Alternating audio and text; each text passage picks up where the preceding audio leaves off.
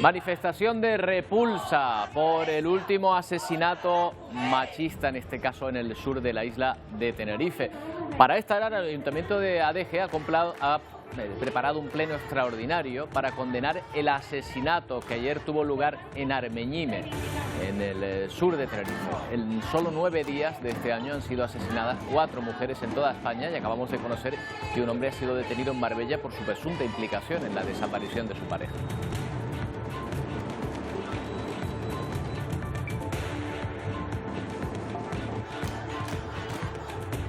Bueno, esta es la imagen en concreto de ese Ayuntamiento de Adeje, donde se va a celebrar ese pleno convocado para las 11 de esta mañana. Ahora mismo está vacío, pero se va a dedicar este pleno precisamente a condenar ese último caso de violencia machista que ha tenido lugar en su municipio.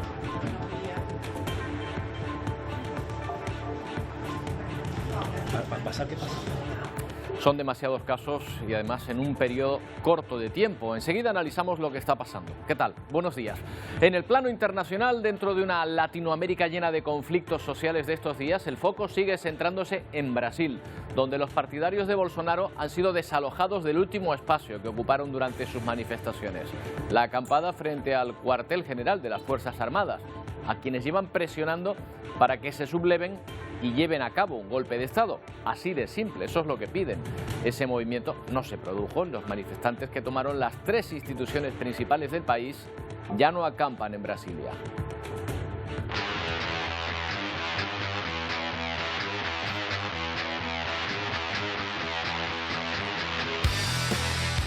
Muchos de ellos aceptaron el ultimátum del gobierno brasileño y abandonaron el campamento, pero otros se resistieron. Cerca de 1 millar fueron detenidos. En Brasilia vuelve la calma, aunque ahora son los partidarios de Lula los que salen a la calle. Mientras Bolsonaro en Florida ha sido ingresado de nuevo en un hospital con dolores abdominales. El llamamiento a respetar la democracia, en este caso en Brasil, ha sido global.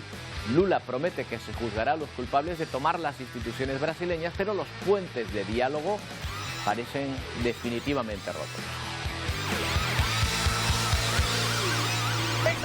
¿Vocês acreditam que esse povo que estava aqui fez aquela bagunça lá embaixo? Parece haber sofocado esta crisis, al menos por ahora, pero no es el único país convulso por revueltas sociales en el continente. La cosa pinta peor incluso en Perú, en los enfrentamientos entre partidarios y detractores del expresidente Castillo. 18 partidarios del expresidente, que continúa en prisión, fallecieron en choques con la policía en la región de Puno. La cifra de fallecidos desde el autogolpe de Castillo se acerca a los 50. Las protestas que piden nuevas elecciones se suceden y ponen en jaque a la presidenta Dina Boluarte. La carrera espacial nos da hoy un respiro, una buena noticia por lo menos, y además con protagonismo canario. Ayer un nuevo lanzamiento desde Cabo Cañaveral lanzaba al espacio un ingenio de fabricación canaria. El Drago 2 es una cámara muy pequeñita que mejora su primera versión y que ha sido desarrollada por el Instituto Astrofísico de Canarias aquí en el archipiélago. ¿En qué consiste? ¿Para qué va a servir? Estén atentos que se lo vamos a contar. Pero la actualidad nos lleva hasta Madrid, donde el ministro del Interior, Grande Marlaska, ha convocado una reunión de urgencia para intentar frenar la cifra de asesinatos machistas. Silvia Mascareño, ¿qué medidas se van a proponer o se han propuesto ya para evitar más asesinatos? Pues lo que quiere hacer el gobierno es poner en marcha en las próximas semanas un protocolo que se basa en avisar a las mujeres de los antecedentes por agresión de sus parejas. Y es que se ha detectado que la mayoría de los agresores son reincidentes, más de un 40%. Pero esto choca con un problema, y eso es que puede suponer una vulneración de los derechos fundamentales de esos agresores, tanto del derecho a la intimidad como de la Ley de Protección de Datos. Así que el gobierno está buscando cualquier fórmula para intentar frenar ese repunte de casos con el que cerramos 2022, 11 mujeres asesinadas tan solo en diciembre, pero también con el que hemos arrancado 2023, 4 mujeres en apenas 24 horas, una de ellas ahí en Adeje, en Tenerife. El gobierno sigue buscando fórmulas. El Ministerio de Interior acaba de arrancar esa reunión entre Marlaska y los mandos policiales, mientras el Ministerio de Igualdad sigue reclamando más medios humanos y materiales para proteger a estas mujeres. Y como dice Silvia, el último de esos casos de violencia machista en la isla de Tenerife, aquí en Canarias. Esta imagen nos llega en directo desde el Ayuntamiento de Adeje y ven a su alcalde en esa convocatoria de pleno extraordinario para condenar el asesinato machista que ayer tuvo lugar en Armeñime. En solo 9 días de este año, recordamos, han sido asesinadas 4 mujeres en toda España. Seguramente el alcalde Rodríguez Fraga se esté refiriendo ahora a este asunto. Vamos a escucharlo. Alguien que se abstenga en este asunto, pues se aprueba por unanimidad la urgencia y pasamos a lo que es la... Bueno, pues ahí está esa intervención en este pleno extraordinario convocado precisamente para condenar ese asesinato machista, el último en España, en la isla de Tenerife. Si se quiere, más simbólico, pero que expresase el sentimiento, el dolor y la repulsa. No han cesado las campañas y las medidas de apoyo, pero algo no funciona cuando, a pesar de los esfuerzos colectivos, volvemos a un repunte de casos de mujeres asesinadas, que ya comenzó el mes pasado y que obligó incluso a una reunión de urgencia.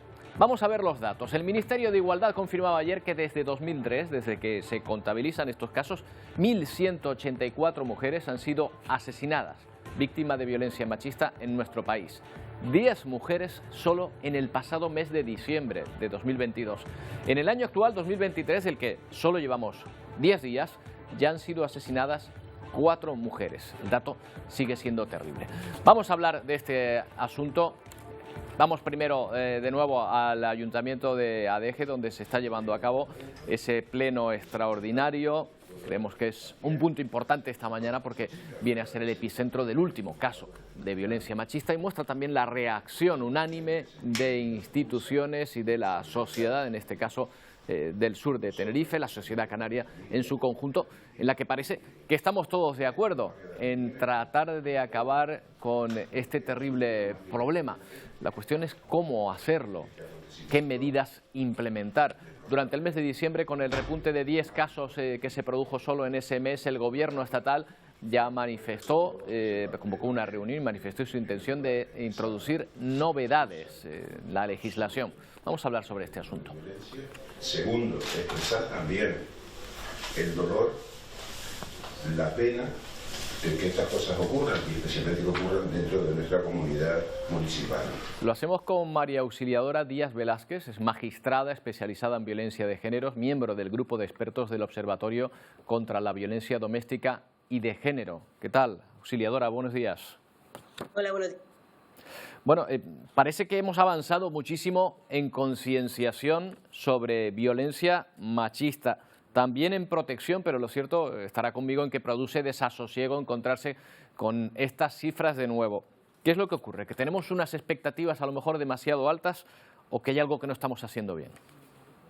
Bueno, yo creo que el tema de la prevención es uno de los temas más importantes que tenemos que realizar en el ámbito de la violencia de género, ya que efectivamente existen una serie de ítems o de indicios que efectivamente todos los operadores jurídicos debemos conocer cuando estamos tratando con una víctima de violencia de género, ¿no?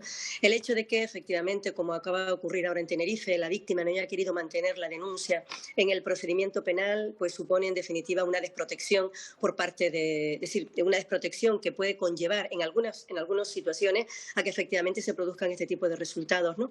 Tenemos que llevar a cabo unas instrucciones bastante adecuadas con la finalidad de que, a pesar de que en algunas ocasiones la víctima no quiera mantener la denuncia, se tiene que agotar totalmente la instrucción para evitar este tipo de resultados. Es decir, desconozco totalmente cuáles son las situaciones y las circunstancias propias de ese caso concreto, que por supuestísimo no voy a entrar en él, ¿no? Pero lo que está claro es que el sistema de protección, lo que todos conocemos como Biogen, y que el ministro acaba de manifestar de que es objeto de una profunda reforma, yo creo que es bastante importante, ¿no? Y sobre todo plantearnos el hecho de que la dispensa y por lo tanto el hecho de que la mujer tenga ese poder de disposición sobre el objeto del procedimiento es una de las cuestiones que tenemos que tratar con mayor profundidad, ¿no? Bueno, sobre el y no dejar en manos de ellas el tener que seguir o no seguir ese procedimiento penal, ¿no? Entiendo. Sobre el Biogen, como usted indica, ha hablado el ministro del Interior, que se muestra partidario de que se alerte a las mujeres que conviven con hombres con antecedentes de violencia machista. ¿Está de acuerdo? ¿Es una medida que sería legalmente aplicable? Bueno, una cosa es que esté de acuerdo y otra cosa que esa medida pueda lesionar o pueda estar en con lo que establece el derecho a la intimidad, ¿no? En ese sentido yo estoy totalmente de acuerdo en la posibilidad. Si legalmente se permitiera, yo estoy totalmente de acuerdo en la existencia tipo de registros que efectivamente cogieran tanto a los maltratadores de violencia sexual como maltratadores de violencia en el ámbito de la violencia de género, ¿no? Pero el problema que nos encontramos, por un lado, es el derecho a la intimidad, por otro lado, una ley de protección de datos que en realidad colisiona con ese bien jurídico que sería el derecho a la intimidad en sí, ¿no? Entonces yo no sé, y debería ser objeto de estudio con mucho más detenimiento, ¿no?, si efectivamente la colisión entre la protección y ese derecho a la intimidad, pues prima la intimidad o, por el contrario, prima esa protección con la finalidad de que puedan ser públicos ese tipo de datos, ¿no? Hombre, si legalmente cabe, yo creo que estoy totalmente de acuerdo, pero el problema será determinar quién prevalece, el derecho a la intimidad o el derecho a la protección de esa mujer víctima de la violencia de género, a conocer, o esa potencial víctima, ¿no?, a conocer efectivamente que se encuentra y que está tratando con un maltratador o con una persona que ha sido condenada por violencia. Yo creo realmente, en este caso va a primar, y estoy hablando así de una forma totalmente inmediata, ¿no?, sin un estudio, va a primar lo que es el derecho a la intimidad, porque si no yo creo que ya se hubiese llevado a cabo, ¿no? Pues como por ejemplo, repito, con el registro de los violadores, ¿no? Claro. Decíamos de los en el ámbito sexual, ¿no? Pero bueno, es una iniciativa que si en realidad no colisionara, pues sería bastante efectiva, ¿no? Auxiliadora, además, este pico de casos ya en el mes de diciembre, 10 casos, 4 en lo que llevamos de enero, coincide con la entrada en vigor de la ley del sí es sí. ¿Cree que esto viene a demostrar que hay cuestiones dentro de la ley que no funcionan, o por contra es simplemente una coincidencia y a la ley hay que dejarle tiempo para ver su eficacia? Son cuestiones totalmente diferentes. Una cosa es la violencia que se ejerce en el ámbito de la pareja o expareja, y otra cosa que es la Ley Orgánica de Garantías contra la Libertad Sexual, que nada tiene que ver con este. Estamos hablando, hombre, nada tiene que ver, no, sí tiene que ver cuando cuando se produce violencia sexual en el ámbito de la pareja, ¿no? Es decir, son cuestiones totalmente diferenciadas. Entonces, en relación con la ley del sí es sí, yo creo que es importante lo que he dicho ya en otras ocasiones, que es fundamental esperar a ver lo que nos va a decir nuestro Tribunal Supremo. Pero lo que está claro es que la ley del sí es una ley que supone, en definitiva, la incorporación en el ordenamiento jurídico español de nuestro convenio internacional, del Convenio de Estambul, que entra en vigor en España desde agosto del año 2014. Y estamos en el año 2023, lo cual significa que incluso casi llegamos tarde, ¿no? En definitiva, supone incorporar y entender que la violencia sexual es violencia de género y que, por lo tanto, también debe ser objeto de tratamiento, de concienciación y de prevención para toda la sociedad. ¿Qué hace, en su opinión, que los agresores parezcan impermeables, por un lado, a la labor de concienciación que se está llevando a cabo desde todas las instituciones, y por otro lado, pues también a los intentos legislativos de penar o de castigar esas conductas? ¿Es una cuestión individual o es una cuestión del entorno? ¿Me podría precisar la pregunta? Porque no entiendo a qué me quiere refiero. Me refiero a que seguimos encontrándonos con casos de violencia, y me pregunto por qué hay personas que parecen impermeables a esa concienciación que se está llevando a cabo por parte de todas las instituciones y de todos los colectivos prácticamente. Hombre, sí, todos sabemos que ha habido un repunte, efectivamente, de un paso hacia detrás, ¿no? Es decir, empezar a entender otra vez que el tema de la violencia de género es un tema privado, que no es un tema público, entender que a lo mejor no es tan importante tratar este tema, el tema de la violencia de género, e intentar erradicarla, ¿no? Pero eso va un poco también pues con toda la concienciación social y los nuevos movimientos y negacionismos, ¿no?, que existen en relación con este tipo de temas, y que no solamente aparecen en España, sino que aparecen en todo el mundo, y también aparece fundamentalmente en Europa, ¿no? Es decir, el hecho de la extrema derecha, la aparición de esos partidos políticos, pues van a dar lugar a que efectivamente empiece de nuevo otra vez a cuestionarse cuestiones que ya pensábamos que se encontraban ya en el pasado y que habíamos olvidado, ¿no? Pero que realmente es un tema muy importante, es un tema social, no tiene nada que ver con el ámbito privado, es una cuestión que nos afecta a todos como sociedad y, por supuesto, como un Estado democrático y social de derecho, que es como es España, ¿no? Y que por lo tanto debe ser objeto de tratamiento, y yo creo que una de las cuestiones más importantes que deben ser tratadas, ¿no? María Auxiliadora Díaz Velázquez, gracias por atendernos. Buenos días. Nada, muchas gracias. Buen día.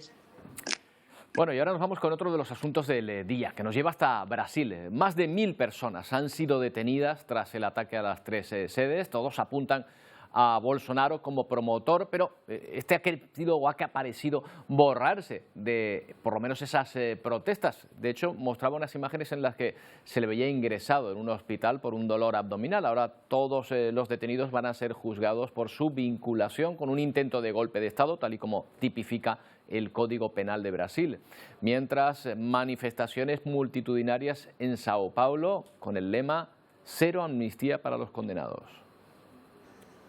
Montados a caballo, así los agentes llegan para desmantelar el campamento que hasta ahora acogía Vocês acham? Vocês acreditam? a la multitud de simpatizantes radicales de Jair Bolsonaro, que atacó a los tres poderes de la democracia en Brasil. Más de 1000 personas han sido detenidas. Y de ahí la cantidad de guaguas que esperan a que los desalojen para luego trasladarlos a prisión, donde finalmente serán juzgados. Se investiga ahora cómo pudieron financiarse para llevar a cabo el ataque. O ex-presidente da República, Jair Bolsonaro, y todos aquellos que o seguem. Y todos le señalan a él y a su círculo más cercano de empresarios. Este lunes, además, Bolsonaro era ingresado en Florida por un dolor abdominal que, apunta a su esposa, se debe al ataque que sufrió en campaña en 2018. Receberam ayuda, lanche, comida para vir aquí protestar. El presidente Lula da Silva cree que todas esas personas fueron utilizadas e iban a protestar de forma violenta a cambio, por ejemplo, de comida, mientras a pie de calle piden no tener amnistía con los involucrados en el asalto a las 3 sedes, pero sobre todo reclaman que se garantice el Estado democrático y de derecho. Hablamos con Joao Vieira Nieto, es periodista, editor de Band News TV. ¿Qué tal, Joao? Buenos días. Buenos días a ti y a todos. Bueno, las aguas parece que vuelven a su cauce, al menos de momento, pero ahora surgen más manifestaciones, aunque en sentido contrario a las que provocaron la toma de las 3 principales sedes del país, ¿verdad?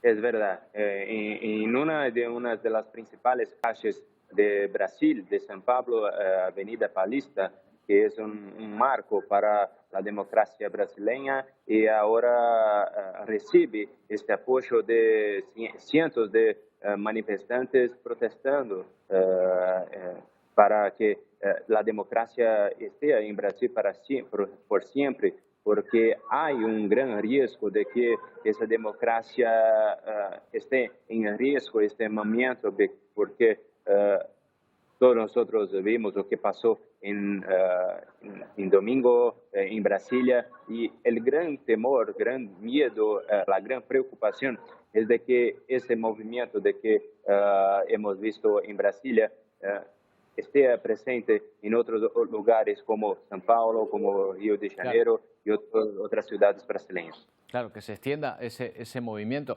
Estas manifestaciones ahora lo que piden es mano dura para los manifestantes que estaban promoviendo, pidiendo un golpe de Estado, concretamente a las Fuerzas Armadas. Pero, ¿crees que se puede mantener, que Lula se puede permitir mantener 4 años de gobierno de mano dura sin abrir puentes de diálogo?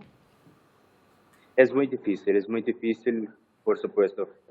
Y es importante decir aquí que el presidente Lula dice que quiere unir todo el pueblo brasileño, pero es muy difícil imaginar algo de tipo, no solo por el histórico del presidente Lula, por el histórico del expresidente Jair Bolsonaro, pero creo que la división en nuestro país va más allá que Lula y Bolsonaro. Cuando hablamos sobre bolsonaristas, no es solo apoyadores de Bolsonaro. Creo que no solo yo, pero otros analistas creen que cuando Bolsonaro no esté aquí, por ejemplo, en este momento, él está en Brasilia, en Florida. Perdón, y eso. El movimiento continuó, siguió, entonces es muy complicada la situación en Brasil. Joao, aquí llama la atención, de hecho, la actitud que ha tenido Bolsonaro ante estas protestas, casi como borrándose, separándose de ellas. Estaba en Florida, el día que se empezaron a manifestar, mostraba imágenes suyas en un McDonald's, creo que estaba en Euro Disney, como señalando que no tenía nada que ver con él, y ahora añade otras fotos desde un hospital. Da la sensación de que de alguna manera parece, no sé, no querer apoyar o tratar de desvincularse, ¿no?, para evitar acusaciones, quizá. Sí, es el papel, el rol que Bolsonaro ha asumido hace algunos meses, desde que no logró éxito en las elecciones brasileñas, cuando Lula fue elegido presidente Y Bolsonaro, al mismo tiempo que no ha directamente hablado con Lula o con otros integrantes del nuevo gobierno, al mismo tiempo en redes sociales no estimula directamente a un golpe o cosas de tipo. Pero los silencios de Bolsonaro en algunos momentos para muchos dice mucho. Claro, si Bolsonaro está fuera del país y aparentemente se borra de esta ecuación, ¿quién representa la oposición ahora mismo a Lula ahí en Brasil? Esa es la gran pregunta en Brasil ahora.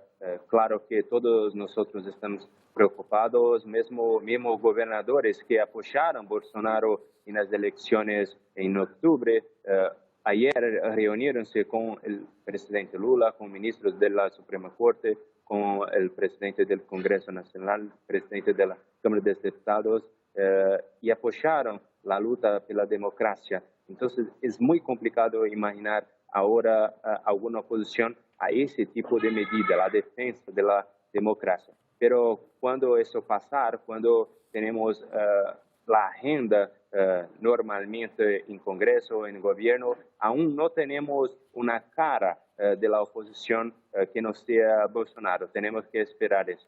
Claro, Joao, por último, está la actitud del ejército. De hecho, los manifestantes acampados en el cuartel general lo que pedían directamente era al ejército que tomase el poder, que diese un golpe de mano. ¿Cuál ha sido la actitud del ejército durante toda esta crisis? Hace algunos meses de que esos apoyadores extremistas de Bolsonaro están en campamentos en un cuartel general del ejército en Brasilia y en algunos estados brasileños, algunos departamentos como São Paulo, Río de Janeiro, Santa Catarina, entre otros. Y el ejército permitió que esos grupos, cientos de personas, estuviesen en esos campamentos, pero al mismo tiempo no expulsó esos grupos y al mismo tiempo no apoyó. Entonces es dubio, es algo como no miró este tema con mucha atención, pero esta postura del ejército, de las Fuerzas Armadas en general, preocupa mucho en Brasil porque no sabemos lo que puede pasar en los próximos meses. Joao Vieira Neto, editor de Vance TV. Muchas gracias, Vance News TV. Muchas gracias por atendernos y enhorabuena por ese perfecto castellano. Saludos en disposición. Un abrazo. Bueno, pues así están las cosas en Brasil, pero hay algunos lugares en América Latina donde la situación es incluso peor. En Bolivia, el abogado del líder opositor detenido le ha visitado en prisión para garantizar su buen estado de salud, mientras el detenido, Luis Fernando Camacho, que además era gobernador de uno de los principales estados del país, está cumpliendo condena en esa prisión de máxima seguridad. Fuera continúan las protestas, aunque a un nivel de tensión más bajo desde que comenzaron. Por otro lado, el expresidente Evo Morales ha denunciado en una entrevista que le habían advertido de que iba a sufrir algún tipo de envenenamiento como represalia a la detención de Camacho. Recordemos que Camacho cumple una condena de 4 meses por un supuesto intento de golpe de Estado contra Morales en 2019.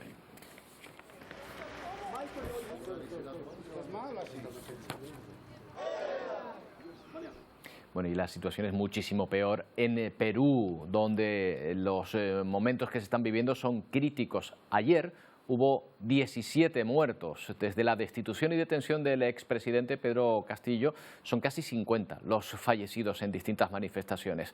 Se mantienen los bloqueos en las principales carreteras, los hospitales están desbordados. La crisis en Perú da un paso más y se recrudece.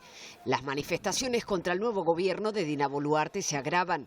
Al menos 17 personas han muerto en los alrededores del aeropuerto de Juliaca, epicentro de las protestas entre manifestantes y policías. Entre los fallecidos hay un menor, un recién nacido que viajaba en ambulancia. Los manifestantes no la dejaron pasar y el pequeño acabó perdiendo la vida. Entre los muertos también hay al menos 2 adolescentes. El sur del país vive los peores altercados, las calles están destrozadas y se pueden escuchar los disparos. Los hospitales están desbordados, abundan las heridas de bala. ¿Dónde te dieron? En la pierna. Tampoco te me calotees, causa. Justo cuando guardo mi cámara, veo a un hombre del efectivo policial que se pone de rodillas, apuntando.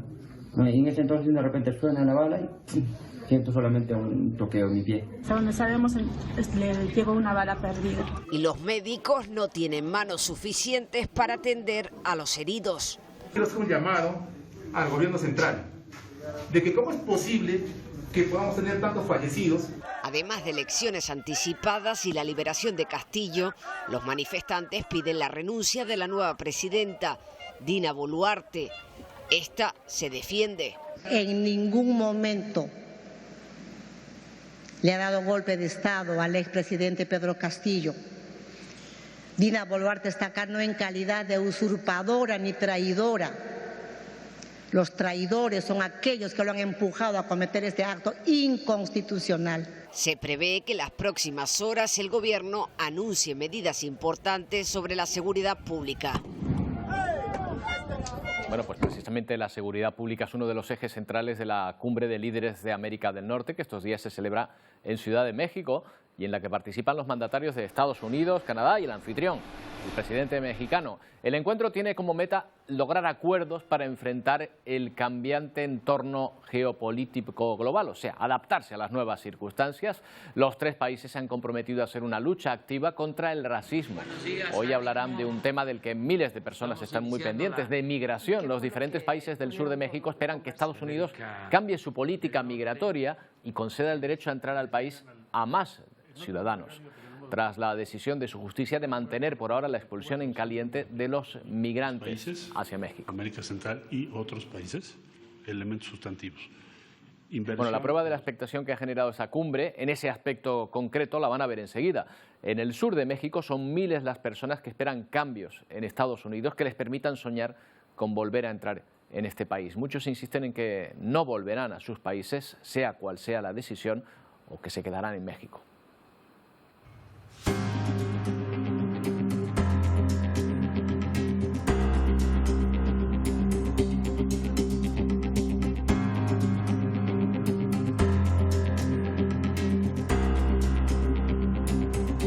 Me costaría mucho regresar a mi país. Ha colapsado demasiado. No solo nosotros, hay tantos haitianos, toda América del Sur, muchas cosas que se ven tanto en el camino, extorsiones, muchas cosas realmente. Yo tengo 3 niños, estoy aquí, tengo ya 3 días aquí esperando el permiso porque yo pienso hacer todo legal y irme por la legalidad. Nosotros seguimos hacia adelante, esperanzados primeramente en Dios y en que Estados Unidos nos brinde la oportunidad de expresar cada uno nuestros casos, pero de que llegue a un acuerdo mutuo entre ambos. Quizás se pueda expandir hasta más allá de la frontera de Estados Unidos, Canadá, España. No, porque aquí estamos mal. No quiero virar. Me quedo aquí en México y si puedo brincar, brinco, y si no me quedo en México.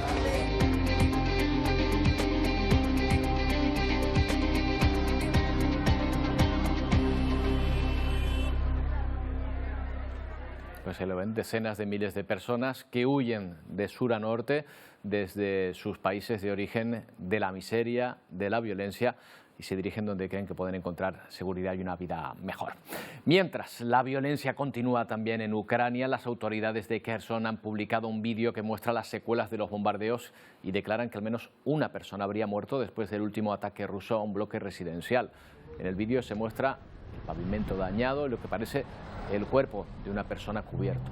El presidente ucraniano ha denunciado el incumplimiento de Rusia de la tregua proclamada por Navidad. También en un mercado de la región de Kharkov, los misiles rusos mataron a 2 mujeres y hirieron a otras 4. Una de ellas una niña de solo 10 años.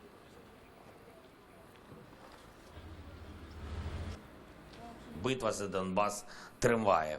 І хоч окупанти зараз сконцентрували... El presidente ucraniano ha declarado que la resistencia de los soldados ubicados en Soledar, es una localidad dentro del Donbass, ha ayudado al país a ganar tiempo y fuerza ante las oleadas de ataques rusos. Los informes militares ucranianos dicen que las tropas de su país están resistiendo fuertes ataques rusos en esa región.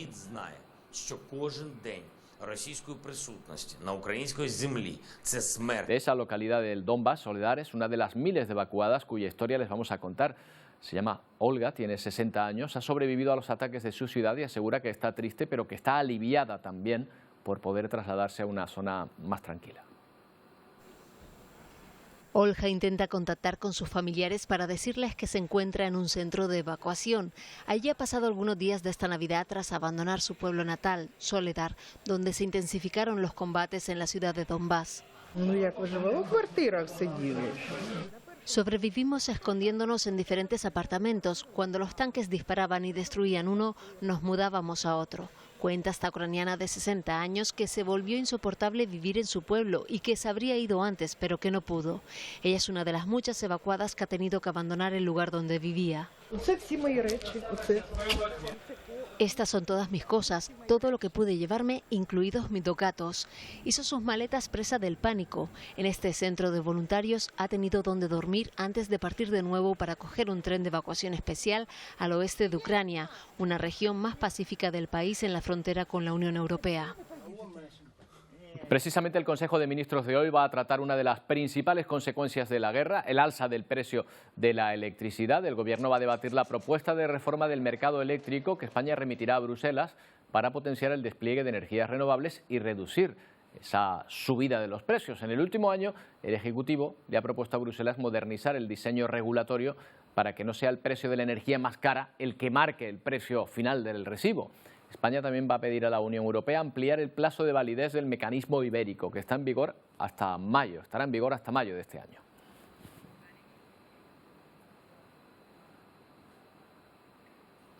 Si el de Ucrania fuese el único conflicto, pero lamentablemente hay muchos más, como el de Siria, más de una década de guerra en un conflicto que parece que hayamos olvidado. Pues bien, ayer la ONU aprobó seguir entregando ayuda humanitaria a unos 4 millones de personas que viven al noroeste de ese país. En principio parece algo lógico, pero se trata de personas que viven en los territorios no controlados por el régimen. Es decir, estos territorios son controlados por la oposición. Por eso, la propia Rusia e incluso Siria van en contra de esa lógica de ayudas y ponen objeciones a prorrogar la ayuda, ayuda que va a favor de su población. Bueno, exclusivamente Turquía es la que ha conseguido apoyar esas medidas tras la negativa de Rusia, y también se ha logrado que llegue ayuda a más lugares como Irak o Jordania. Rusia es partidaria de que la ayuda llegue desde el propio gobierno sirio. El plan humanitario se ha prorrogado 6 meses. The result of draft resolution received 15 votes. Bueno, otra situación que nos encontramos bastante difícil de resolver. Esto es Bosnia, pero ese desfile lo protagonizan los serbios de ese país, policías armados, fuerzas especiales, vehículos blindados de una ciudad contigua a Sarajevo. A pesar de que la festividad está prohibida por el gobierno, pues ellos llevan a cabo esta celebración. Se acumulan las denuncias de bosnios musulmanes. Es la primera vez que la marcha de 2.500 policías y civiles serbios armados se lleva a cabo en Sarajevo, una ciudad dominada por musulmanes bosnios.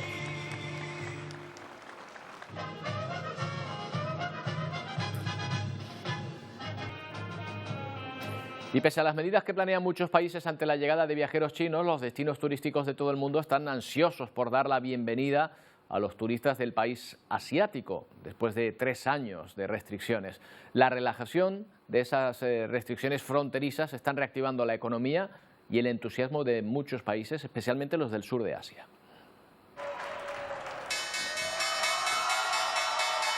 Euforia en Wall Street porque suben los valores asiáticos. La reapertura de las fronteras de China se traduce en un impulso para los mercados. El ajetreo y el bullicio también han vuelto a la mayor fábrica de iPhone en China. Es el hogar de 200.000 empleados, por lo que sus comedores están de nuevo preparados para acoger a más de 10.000 comensales. Apenas hay asientos vacíos a la hora de comer y todos los kioscos de comida han reanudado su actividad, explica este gerente de catering de la fábrica. Los vendedores ambulantes de comida en Corea del Sur también ven signos de recuperación en sus ingresos con la llegada de turistas chinos a Seúl. El año nuevo lunar se acerca y se espera que venga una gran cantidad de visitantes, por lo que tendré que preparar más bocadillos afortunadamente. Cuenta este vendedor que ya ha alcanzado en su negocio casi el 70% de las cifras previas a la pandemia. Las empresas que dependen del turismo están listas para dejar a un lado la preocupación por los contagios y ansiosas por dar la bienvenida a los viajeros chinos. A medida que se acerca el Festival de Primavera, hemos decorado la ciudad de Malaca, especialmente las calles del casco antiguo, cuenta este empresario del barrio chino de Malasia. El regreso de los turistas chinos no solo se prevé en los países del sudeste asiático. Por ejemplo, en Nueva Zelanda, las reuniones familiares alegran el aeropuerto con la vuelta a la normalidad. La migración anual para celebrar el Año Nuevo Lunar no preocupa en absoluto a los aldeanos de zonas rurales como Tonglu, al oeste de China. El aire aquí es mejor que en la ciudad, cuenta esta mujer que recibe tratamiento para recuperarse del COVID. Tras varios años de tensión, los chinos quieren recuperar sus relaciones diplomáticas con otros países. El embajador chino en Australia brinda por esta relajación. Cheers. El mundo del espectáculo también se prepara para celebrar la gala del Festival de Primavera con un mensaje de optimismo. Bueno, ayer hablábamos de las huelgas y protestas en el Reino Unido y vemos una situación similar en Estados Unidos, concretamente en Nueva York, donde más de 7.000 enfermeras de 2 hospitales de la ciudad han salido a protestar tras el fracaso en las negociaciones sobre sus contratos. Se niegan a aceptar el aumento salarial del 20% que se les propone. Han comenzado una huelga pidiendo contratos justos. Las trabajadoras también aseguran que la inmensa escasez de personal está causando un agotamiento generalizado y no permite atender de forma adecuada a los pacientes.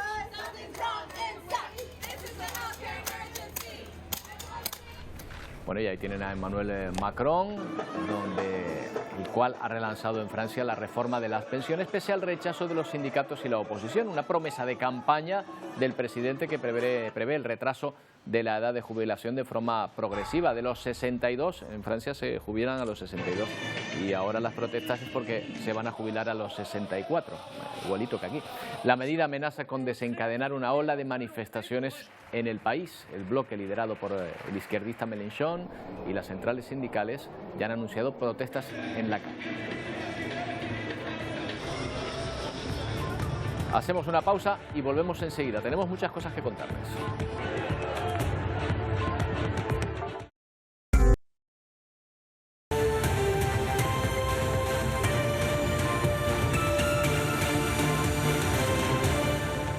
Bueno, en la India volvemos a hablar de la niebla, de esta niebla que esta vez es de verdad, no es contaminación, pero ha dejado sin visibilidad a Nueva Delhi y varias regiones del norte. En esta ocasión no está relacionada, como decimos, con la contaminación, sino con una ola de frío severa que azota el país. El mal tiempo ha causado la suspensión de un centenar de vuelos y el cierre de numerosos colegios. La situación podría prolongarse, según las autoridades, durante toda una semana.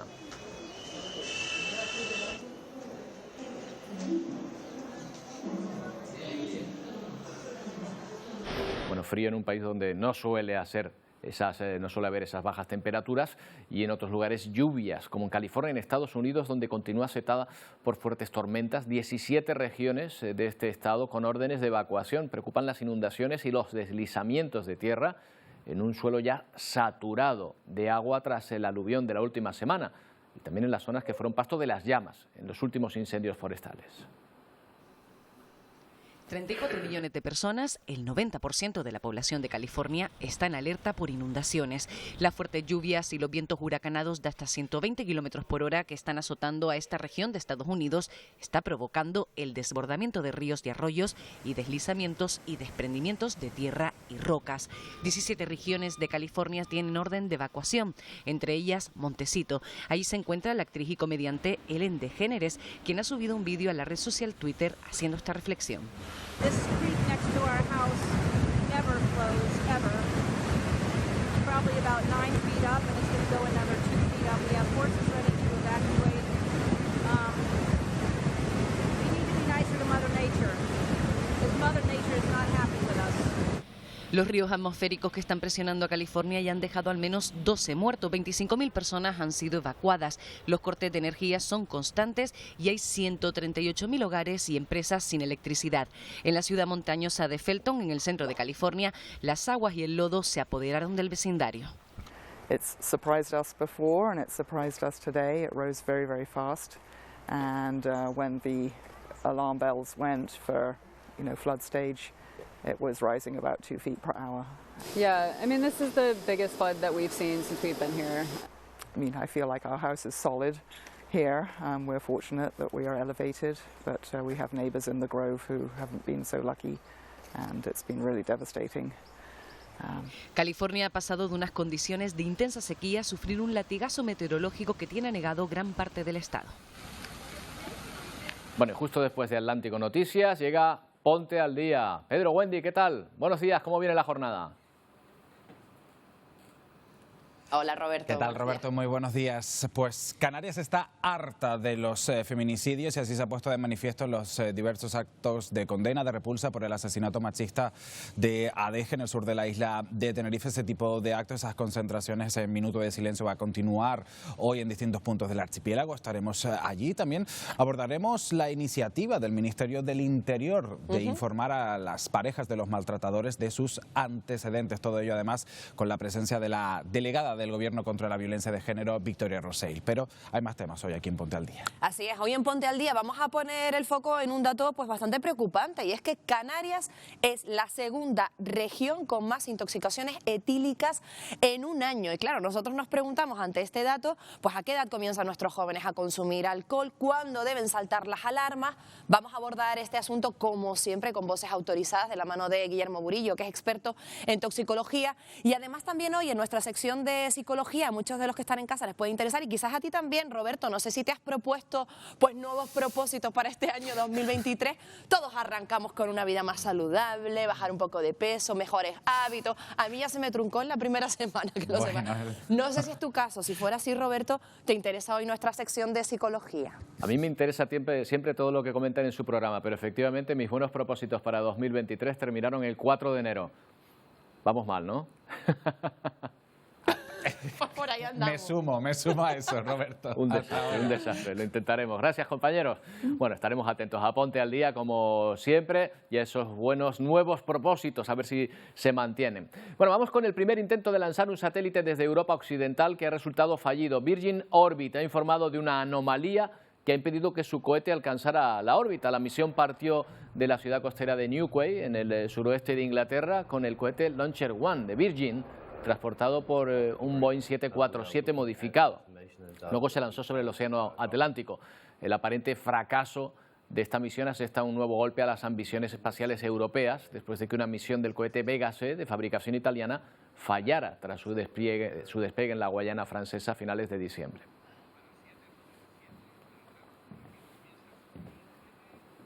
Bueno, por suerte sí que tuvo éxito un lanzamiento que tuvo lugar desde Cabo Cañaveral en un cohete que tiene algo nuestro, algo de Canarias en su interior.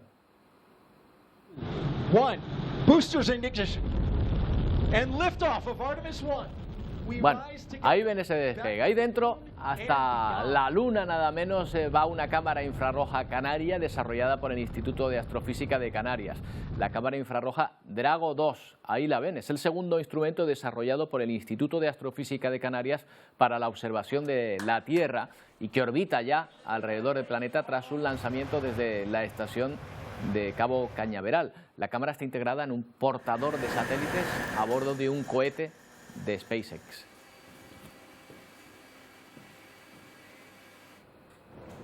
Ya ven todas las pruebas que se realizaba sobre esta cámara, porque me imagino, Patricia Chinchilla Gallego, responsable de comunicación de IACTEC Espacio, que claro, que esta cámara, este instrumento tendrá que soportar pues bueno, muchísimos problemas de presiones, vibraciones, etcétera, ¿no? Sí, correcto. De hecho, antes de ponerlo en órbita se le hacen una serie de pruebas para garantizar que luego cuando se encuentre en el espacio pues pueda funcionar correctamente. Claro, yo me imagino también que debe pesar poquito, o sea, vaya, que si en un avión cuando vamos a poner las maletas del equipaje ya nos cobran por peso, en un cohete esto tiene que ser un problema muchísimo mayor, ¿no? Sí, efectivamente. De hecho, la cámara Drago 2 está preparada para integrarse en satélites muy pequeñitos, en microsatélites, con lo cual lo que nos interesa es que sea muy compacta y pese muy poquito. De hecho, pesa un poquito más de 1 kilo, así que podríamos meter varias Drago 2 en una maleta de mano, sí. ¿Por qué ha tenido que desarrollar el Instituto Astrofísico una cámara de este tipo? ¿No había ninguna en el mercado? ¿No existía una tecnología similar? Pues la verdad es que en el mercado, en el rango infrarrojo, que es en el que opera las cámaras Drago, tanto Drago 1 como Drago 2, no hay muchos modelos, y los que hay pues son más grandes, tienen otras características, y así tan compactos como nuestras cámaras y con un consumo tan bajo como nuestra cámara no hay otro modelo en el mercado. No hay ninguna. ¿Y qué nos va a ofrecer esta visión infrarroja de Drago 2? Pues en el infrarrojo lo que hacemos, lo que podemos observar son cosas diferentes de las que vemos en el visible, que es la longitud de onda con la que estamos más familiarizados. Y, por ejemplo, aplicaciones que tiene el infrarrojo pues sería la monitorización de incendios y de la actividad volcánica, que una ventaja que nos ofrece es que con el infrarrojo podemos ver a través del humo, con el visible no se puede. Y las imágenes de satélite pues son muy útiles para esto, también para detectar vertidos de petróleo o para el control de la vegetación, para ver el estado de los cultivos y otras múltiples aplicaciones. ¿Cómo funciona esto ahora, Patricia? O sea, ¿todo el mundo puede hacer uso de esta cámara de alguna manera, aunque sea del Instituto de Astrofísica donde se ha desarrollado? ¿O es solo para que lo utilice este organismo y se centre a lo mejor solo en lo que está pasando en Canarias? Cuéntanos. Pues en este caso, la que acabamos de lanzar va en misión de demostración. Esto quiere decir que lo que queremos hacer es probar la tecnología, probar que funciona bien, y una vez esté probada, este modelo de cámara estará preparado para que se monte en cualquier satélite, cualquier microsatélite que necesite una observación en infrarrojo. Pero además de esto, de aquí a un año aproximadamente, lanzaremos esta cámara ya no en un satélite para hacer pruebas, sino en nuestro propio satélite que se llamará Alisio y que lo pondremos en órbita para que lo utilicemos desde el Instituto de Astrofísica de Canarias para cualquier estudio que sea necesario hacer. O sea, que el Instituto de Astrofísica va a tener dentro de un año su propio satélite en el espacio. Efectivamente, vamos a tener nuestro propio satélite para observación de la Tierra y no solo eso, sino que también estamos trabajando en el primer telescopio espacial del Instituto de Astrofísica, que en este caso se dedicaría a astronomía. Bueno, esto será una impertinencia, Patricia, pero que lo lancen los americanos, porque los europeos llevan ya un año con 2 fracasos, mejor que lo lancen ellos, ¿no? Bueno, en este caso el cohete en el que lo hemos lanzado, Drago, era de SpaceX y pues por suerte el lanzamiento ha ido bien. Sí. Esta compañía en realidad tiene un historial bastante bueno de lanzamiento y estábamos relativamente tranquilos, aunque siempre se vive con un poco de inquietud y un poco de emoción porque bueno, nunca se sabe, ¿no? Claro, oye, me imagino, ahora estoy entrando en terreno más mundano, pero tenemos que pagar para que ese satélite acoja la cámara que llevan nuestros investigadores. Sí, efectivamente tiene un coste no muy alto, por suerte, tenemos un acuerdo con la compañía que ha puesto el satélite en órbita, pero sí, un poquito sí. Claro, al fin y al cabo viene a ser como un servicio de correos, por así decirlo, solo que, claro, nos lo lleva al espacio, ¿no? De alguna manera, por así decirlo, ¿no? Exactamente, pero el que lancemos, Alisio, ya será nuestro propio 100%. Bueno, pues vamos a tener que hablar de alisios largo y tendido, porque desconocía yo que iba a tener Canarias, el Instituto Astrofísico, un satélite en el espacio para nuestro uso exclusivo. Con esta cámara, con el Drago, bueno, podemos decir que la Tierra se va a poder hacer sus propios selfies, básicamente, ¿no? En infrarrojo, claro. Pues sí, sí. Bueno, es que a nosotros nos gustan los titulares de este tipo. Patricia, oye, te agradecemos de verdad que nos hayas atendido. Muchas gracias. Muchas gracias a ustedes. Bueno, pues ahí está. Esa cámara, ese Drago 2 que está ya en el espacio fotografiando la superficie del planeta. Y ojo, una cuestión que nos han adelantado, el año que viene un satélite del Instituto de Astrofísica de Canarias sobrevolando el espacio. Bueno, a diferencia de este lado del planeta, en América, ahora están en verano, en el otro hemisferio, sino que se lo digan a los peruanos que viven cerca de la capital, que tratan de luchar contra el calor en la costa de Lima. Lo que pasa es que todos han tenido la misma idea. Una multitud de bañistas intenta encontrar un hueco cada día donde poner su toalla. Vean. Un mar de gente que no permitía que muchos bañistas disfruten de la playa agua dulce como se debe. No puedo, ya me quiero ir a mi casa ya. ¿Para cuántos ha preparado el ceviche? Somos como 30. Lamentablemente era tanta la afluencia de visitantes que muchos se quedaron sin espacio. Llegado a la 1 de la tarde. A la justa para encontrar sitio. Para encontrar, porque no se encontraba sitio, no sé. Todo lleno. Estaba todo lleno, todos estaban disfrutando. ¿Con quién se ha venido? Con toda mi familia. Algunos de los bañistas intentaron ingresar bebidas alcohólicas a la playa, pero fueron decomisadas por el personal de la Municipalidad de Chorrillos. Porque el decomiso, a diferencia de retención, no implica la devolución. ¿Ustedes con las tantas cervezas que decomisan? Mire, es una lástima más bien que nosotros estemos encontrando tantas cervezas. Pero de igual manera los bañistas se las ingeniaron para ingresar las latas de cerveza. Dentro de mi pared me los puse. ¿A qué hora ha llegado el señor? No sé, no lo conozco tampoco. ¿Solito está tomando? Así es, míralo. Pero pese a cualquier situación, lo importante es pasarla en familia y disfrutar de la vida, porque dicen que en el mar la vida es más sabrosa. Siempre y cuando lleguen al mar, claro, porque con tanta gente ya me dirán. Bueno, otra imagen curiosa. En plena era digital hay quien sigue apostando por lo analógico. Por ejemplo, Taha, un palestino de 73 años que atesora una extensísima colección de periódicos. 25.000 ejemplares, nada menos. El caso es que comenzó a coleccionarlos a principios de los años 70 y su interés fue a más. Pues durante el acuerdo de Camp David y la guerra de octubre en el 73, ahí compraba prácticamente todos los periódicos que salían. El caso es que los guarda, normalmente uno los tira, pero los guarda en su ático, donde también está el periódico del Acuerdo de Paz de 1979, lo tiene como un tesoro. Taha, que además mantiene una colección de 3.000 invitaciones de boda y un registro detallado, atención, de las muertes que se producen en su ciudad.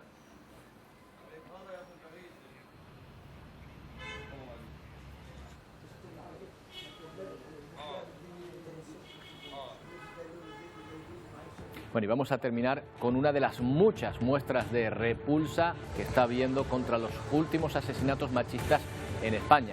Comenzamos ofreciéndoles el que tuvo lugar en Adeje, en Tenerife, y ahora en la sede de presidencia del Gobierno de Canarias, en la capital Gran Canaria, donde ahora mismo está convocada una concentración. Estamos viendo esa concentración en directo. En pocos minutos también va a tener lugar un pleno extraordinario para condenar el asesinato machista que tuvo lugar ayer en Armeñime, en el sur de Tenerife. En solo 9 días de este año han sido asesinadas 4 mujeres en toda España.